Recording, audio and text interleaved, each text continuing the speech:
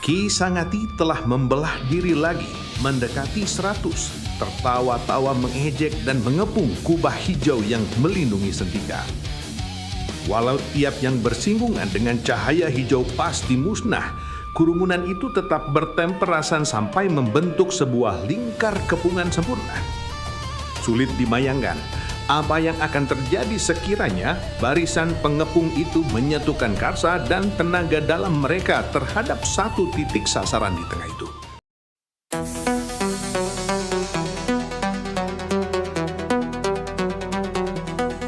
Ada 5 anak SMA, warisi silat Nusantara, kesaktian pada zamannya, membasmi si murka angkara. Tiada yang tahu siapa, mereka harus mencarinya. Siapa pewaris ilmunya, pendekar sejati dikdaya. G5 Garuda 5 perkasa, satukan ilmu, satukan rasa, buang egomu demi semua, untuk ciptakan jurus utama. Go, go, go, G5 go, kembangkan jurusmu, ilmu silat sakti, warisan sejati.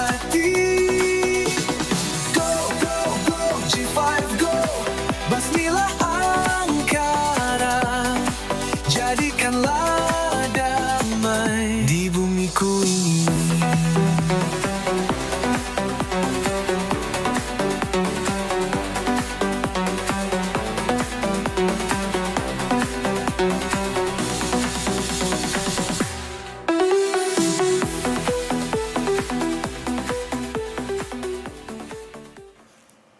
Garuda 5 Utusan Iblis. Prologia. Pesan menembus zaman. Ketika baku langit menghunjam tanah, cahayanya menerangi seisi lembah. Ketika cincin api tampak di angkasa, bersiaplah dunia menelan petaka. Bab 3. Sumpah Ki Sangati.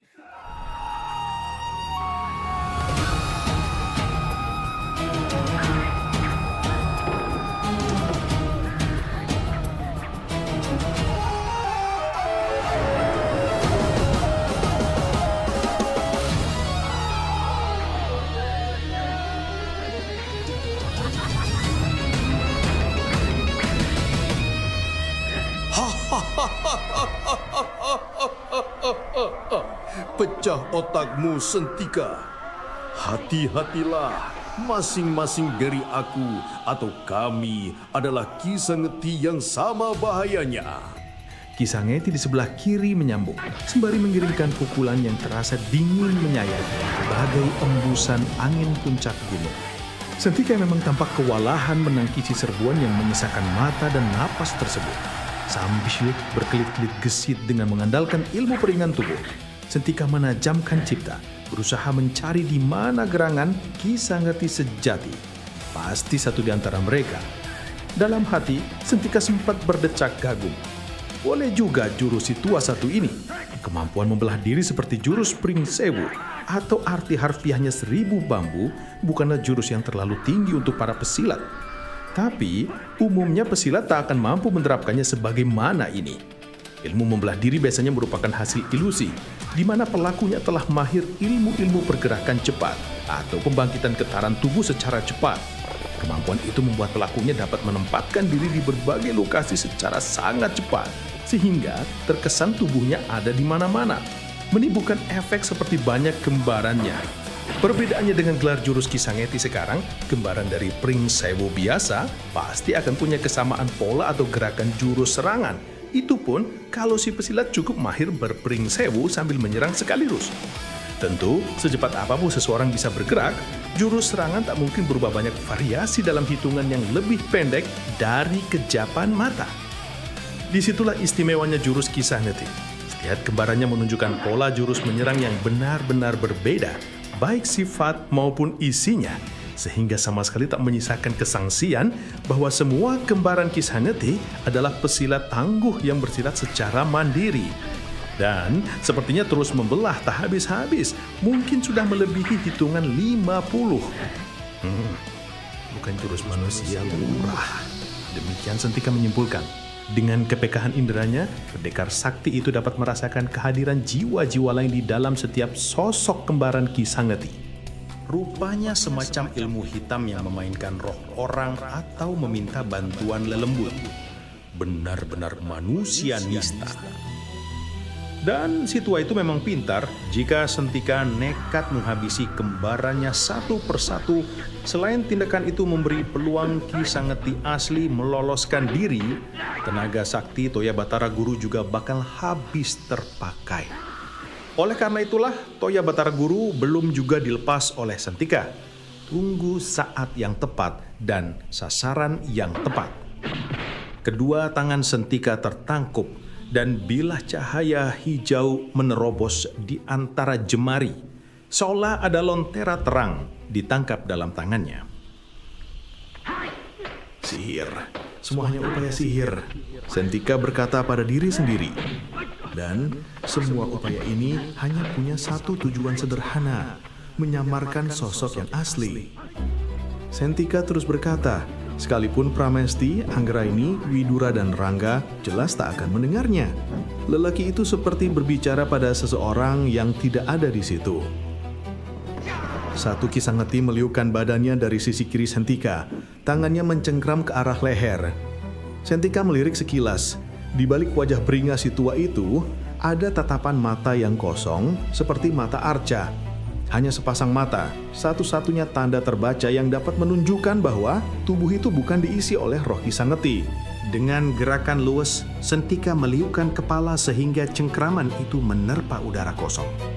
Tiada ragu, tubuh Sentika menyuruk lawan sehingga beradu dadah dalam posisi yang amat rawan. Tapi Sentika tak sedikit pun khawatir. Begitu telapak tangannya yang masih tertangkup itu diangkat ke depan dada, tubuh lawannya langsung ambyar tersentuh cahaya Toya Batara Guru. Gerakan diteruskan ke arah sekelompok Kisangeti yang menerjang bersamaan ke arahnya, memainkan langkah pertama dari barisan 12 malaikat pencabut nyawa. Sentika melakukan gerakan putaran yang indah, berkas tinggalan cahaya hijau berpita mengitari tubuhnya, bagaikan ekor lintang kemukus yang melesat di langit malam. Tubuh-tubuh itu langsung terbelah dan musnah. Di antara sedemikian banyak citra menyesakkan mata, Sentika berkata lagi, "Masihkah penglihatan patut diandalkan?" Sentika melakukan gerakan mendorong ke depan dengan kedua tangan tertangkup satu sama lain seperti gerakan sembah. Seketika puluhan sosok Kisangeti terpelanting. Yang tidak musnah berjumpalitan untuk mementahkan daya dorong dahsyat itu. Tapi masih ada puluhan lain dari sayap kanan yang serempak menyerbu dengan jeritan gegap gempita membekakkan telinga. Di antara suara-suara gaduh memenuhi cakrawala, masihkah pendengaran memegang arah? Tubuh lelaki perkasa itu menyongsong serbuan gerombolan, langsung menerobos laksana Garuda memapak serangan kawanan gagak. Kedua tangannya menggegam, dan bersaput cahaya hijau, dua tangan itu berpusing dan bergerak dengan cepat, menyerang mengeroyoknya sambil membentuk kubah pelindung. Tanpa mata, tanpa telinga, tinggallah kalbu. Kisangeti telah membelah diri lagi, mendekati 100, tertawa-tawa mengejek dan mengepung kubah hijau yang melindungi Sentika. Walau tiap yang bersinggungan dengan cahaya hijau pasti musnah, kerumunan itu tetap bertemperasan sampai membentuk sebuah lingkar kepungan sempurna. Sulit dibayangkan apa yang akan terjadi sekiranya barisan pengepung itu menyatukan karsa dan tenaga dalam mereka terhadap satu titik sasaran di tengah itu. Kalbu menjadi mata yang melihat apa yang tak terlihat, dan menjadi telinga yang mendengar apa yang harus terdengar.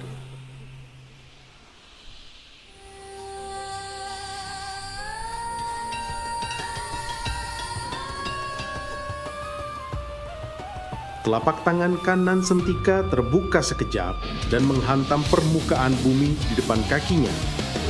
Cahaya hijau melesat dan meledak ke 360 penjuru di sekeliling tubuh Sentika. Ledakan itu memberikan ruang sekaligus melontarkan tubuh Sentika tinggi ke langit malam. Sentika melayang, memejamkan matanya. Ia berbisik lirih, sangat lirih, seolah berkata pada seorang yang sangat karib bagi dirinya. Oleh karena itu, kalbu, jadilah penuntun untuk menemukan Kisangeti sejati.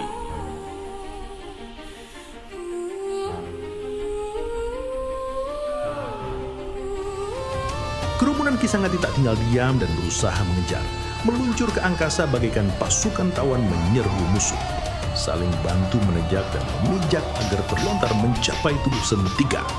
Sang buruan seolah tak memedulikan ancaman itu. Matanya tetap terpejam, tangannya tertangkup dalam mudra di depan dada, seperti sikap semadi yang terukir di candi-candi peninggalan Wangsa Sanjaya. Cahaya hijau mengembang sendiri, membentuk tabir perlindungan di sekujur tubuh Sentika. Ketika daya lontar habis, Sentika membiarkan tubuhnya melayang bagai daun kembali ke haribaan bumi. Dibiarkannya kalbu berbicara dengan udara dan angin. Dibiarkannya kalbu mengantarkan tubuhnya ke arah mana dia harus mendarat. Dibiarkannya cahaya hijau Toya Batara Guru menangkis sendiri tiap serangan yang datang. Sebuah serangan pukulan menyambar luput, menggelincir, dan tubuh Sentika tertiup mengikuti empasan angin. Serangan lain dari sisi berbeda, luput lagi. Tubuh Sentika terpuntir-puntir seperti daun dipermainkan angin. Tetapi Sentika tetap bergeming dengan mata terbejam dan bersikap mudra. Persis seperti bulu ayam melayang yang diperebutkan anak-anak. Semua hanya bisa menggerapai-gerapai, tetapi sang bulu santai saja terayun kiri kanan mengikuti empasan. Demikian tubuh Sentika menjadi sangat ringan, membiarkan alam menuntun arah jatuhnya. Akhirnya, mantap kembali menejak tanah. Hanya sedikit tapak kakinya menimbulkan bunyi. Sentika membuka mata. Rupanya dirinya masih berada di antara kerumunan yang sudah sedikit terburai akibat usaha mereka mengejar Sentika. Dan kalbunya telah mendaratkan Sentika tepat 2 tombak menghadap salah satu Kisangeti yang terlihat agak terperanjat. Dan pijar matanya langsung bersih robok pandang dengan Sentika. Pijar mata yang berisi, tak salah lagi. Kisangeti, pendekar itu menyapa sambil tersenyum simpul. Bersiaplah. Sentika mendesis. Seketika ajian Toya Batara Guru bangkit sepenuhnya. Sinar hijau mengembang, memancar, menciptakan daya bergulung-gulung liar di sekitar telapak tangan Sentika. Beberapa Kisangeti palsu yang berada terlalu dekat musnah tersambar, sekaligus memberi ruang bagi Sentika untuk mendekati Kisangeti asli. Cahaya hijau membentuk massa seperti cairan, bergabung dan berpilin menjadi sebatang tongkat gaib. Sentika mencengkeram tongkat gaib itu teguh, terasa dingin menyejukkan di tangannya. Diangkatnya tongkat di atas kepala dan diputar dahsyat, mengarah tepat dan menebas telak. Zertas! Kepala si tua itu langsung tertebas putus. Bayangan kembar Kisangeti yang lain lenyap seketika. Tubuh Kisangeti asli berdiri kaku sejenak sebelum roboh ke tanah. Sedangkan kepala dukun sakti itu terpenggal, mental tinggi, tanpa semburan darah. Bekas luka akibat Toya Batara Guru biasanya langsung kering. Selanjutnya, ada keganjilan. Kendati kepalanya sudah tanggal, Kisangeti masih sempat berkata-kata. Dengarkan aku, pendekar Garuda. Aku bersumpah 660 tahun lagi, saat kedatangan berikutnya, akan kulaksanakan niatku bersekutu dengan utusan iblis. Kalian tak akan mampu lagi menghalangiku. Tak akan mampu. Para pendekar Garuda menoleh, mendengar suara lantang itu, dan terpana menyaksikan betapa kepala tanpa badan yang terlontar tinggi itu masih sempat mengucapkan sumpah terakhirnya. Rambut berkibar-kibar, mata yang menyala mengerikan, dan mulut yang masih terbuka. Tiba-tiba terdengar desir gerakan seseorang. Ratu Suromenjani mencuri kesempatan untuk meloncat tinggi dan menangkap kepala Ki Sangeti. Tanpa rasa ngeri sedikit pun, perempuan itu menjambak rambut panjang kelabu itu lalu mendarat turun.